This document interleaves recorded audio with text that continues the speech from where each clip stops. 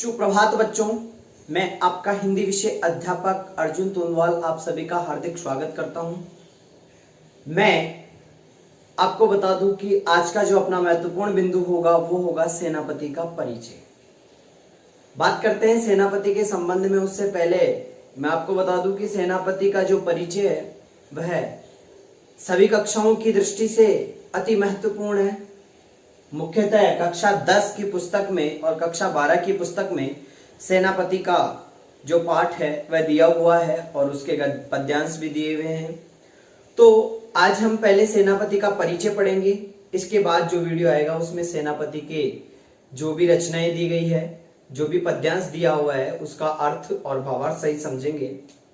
जो सेनापति का परिचय है वो कक्षा 9, 10, 11, 12 के अलावा ऑल कंपटीशन एग्जाम सभी प्रतियोगी परीक्षाओं की दृष्टि से भी महत्वपूर्ण है। यहाँ से प्रश्न बनकर अवश्य आता है। तो हम सेनापति का परिचय देखते हैं। सबसे पहले सेनापति जो कि इनका जन्म संवत 1646 विक्रम संवत 1646 ईस्वी में हुआ और अनूप शहर गंगा तट के किनारे इनका जन्म माना जाता है। संवत विक्रम संवत 1646 को इनका जन्म हुआ है। अगर ईस्वी संज्ञात करना है तो 57 माइनस करना पड़ेगा। इनके पिता का नाम है गंगाधर दीक्षित। गंगाधर दीक्षित सेनापति जी के पितामह अर्थात दादाजी का नाम है परशुराम दीक्षित। इनके विद्या गुरु हुए हीरामणि दीक्षित अर्थात इनके गुरु का नाम क्या हो गया? हीरामणि दीक्षित। कान्य कुब्ज ब्राह्मण थे। सेनापति जी क्या थे? कान्य कुब्ज ब्राह्मण थे। रीतिकाल और भक्तिकाल के संधि कवि माने जाते हैं। वैसे तो इनको रीतिकाल का कवि कहा जाता है, पर इनकी कुछ रचनाएं भक्तिकाल का भी बोध कराती है और कुछ रचनाएं रीतिकाल का बोध कराती है। तो रीतिकाल का बोध कराने के कारण इनको रीतिकाल का कवि भी कहा जाता है और उनकी रचनाएं भक्तिकाल का बोध कराती है, तो इसके कारण इनकी रचनाओं को इनको भक्तिकाल का कवि भी कहा जाता है। इसलिए रीतिकाल और भक्तिकाल के संधि कवि की बात करी जाए तो वह कौन है? सेनापति है। रीतिकालीन राम भक्ति कवि थे। रीतिकाल के कवि होने के साथ साथ ही, क्योंकि अपन ने पढ़ा रीतिकाल क्या है, हिंदी साहित्य को 4 भागों में बांटा है: आदिकाल, भक्तिकाल, रीतिकाल और आधुनिक काल। रीतिकाल जो तीसरा काल है उसके कवि और तीसरे काल के कवि होने के साथ साथ इन्होंने राम भक्त कवि की बातें की, राम भक्ति की बातें की है, राम को आराध्य देव माना है। अलंकार की बात करें तो सेनापति जी का जो प्रिय अलंकार है वह श्लेष अलंकार और यमक अलंकार है। कौन कौन सा है?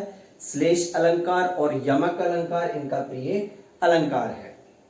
भाषा की बात करें तो सेनापति जी की जो भाषा है वह ब्रज भाषा से है और ऋतु प्रेमी है। इनकी प्रत्येक रचनाओं में ऋतुओं के बारे में बताया गया है। 7 ऋतुओं से इनको बड़ा प्रेम है और ऋतुओं के बारे में इनका प्रेम होने के कारण ऋतुओं का परिचय हमें देखने को मिलता है। गुणों की बात करें तो जो सेनापति जी हैं उनकी रचनाओं में ओज गुण और प्रसाद गुण देखने को मिलता है। प्रसाद गुण क्या होता है? जो पढ़ते ही हमें अर्थ समझ में आ जाए वो तो प्रसाद गुण होता है।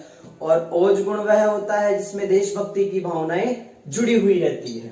रचनाओं की बात करें तो इनकी मुख्यतः 2 ही रचनाएं हैं जो अभी तक सुनाई देती है या दिखाई देती है या प्राप्त हुई है: काव्य कल्पद्रुम और कवित्त रत्नाकर। काव्य कल्पद्रुम प्राप्त नहीं है, अभी तक प्राप्त नहीं हुई है। सुना है कि काव्य कल्पद्रुम इनकी रचना है। एक कवित्त रत्नाकर है जिसमें 5 तरंगे हैं। सेनापति इनका उपनाम है। वास्तविक नाम किसी को पता नहीं है, प्रमाणित जानकारी नहीं है, ना कई पुस्तकों में देखने को मिलती है, ना कोई ग्रंथों में मिलती है। तो सेनापति ही इनका नाम मान लिया जाता है। इनका उपनाम भी यही है। संस्कृत के प्रकांड पंडित थे। सेनापति जी क्या थे? संस्कृत के प्रकांड पंडित थे। जीवन के उत्तर काल में वृंदावन में रहे। जब इनके जीवन का उत्तर काल अर्थात अंतिमावस्था आ जाती है जीवन की, तब ये कहाँ रहे थे? वृंदावन में रहे थे। भावुक कवि थे, चमत्कार प्रिय कवि थे और रामोपासक कवि थे। रामोपासक की बात हो चुकी है कि राम की उपासना करने वाले थे। स्वयं के परिचय में इन्होंने एक दोहा लिखा है जो है: सेनापति सोई सीतापति के प्रसाद जाकी, सब कवि कान दे सुनत कविताएं है। सब कवि कान दे सुनत कविताई है। कहने का मतलब क्या है? सेनापति जी कह रहे हैं सेनापति सोई, सेनापति वही है कौन, सीतापति राम के प्रसाद कृपा, जाकी मतलब जिस पर, सेनापति वही है जिसके ऊपर राम की कृपा बनी हुई है। सब कवि कान दे, सब कवि कान देकर सुनत कविता ये, जिनकी कविताएं सुनते हैं वह कौन है, सेनापति है। सभी कवि कान लगाकर जिनकी कविताएं सुनते हैं वही क्या है, सेनापति है। क्लियर? तो यहां तक की हम बात कर चुके हैं। अब हम पढ़ेंगे आगे, जो कि सेनापति के द्वारा 10वीं कक्षा में कौन कौन से पद्यांश दिए हुए हैं, कौन कौन सी इनकी रचनाएं हैं, उनका अर्थ और भावार्थ ग्रहण करेंगे। अब हम जो अर्थ ग्रहण करेंगे उसके बारे में ध्यानपूर्वक सभी बच्चे देखेंगे, सभी बच्चे ध्यानपूर्वक सुनेंगे ताकि अच्छे से हमें समझ में आ सके।